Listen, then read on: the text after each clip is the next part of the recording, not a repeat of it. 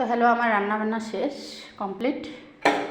তো এখানে ভাত করছি, ভাত আর এই যে মাছের ঝোল, কচিলতি, তারপরে হচ্ছে কি এটাকে কি বলে, কুমড়োর বড়া। তো এই যে এখন খেতে দেবো, মাছ ভাজা। তো অল্প অল্প জিনিস ছিল, তো আজকে অল্প অল্প করে রান্না করছি। তো আজকে রেসিপি বেশি নাই, তো এইটা আমি দিব খেতে।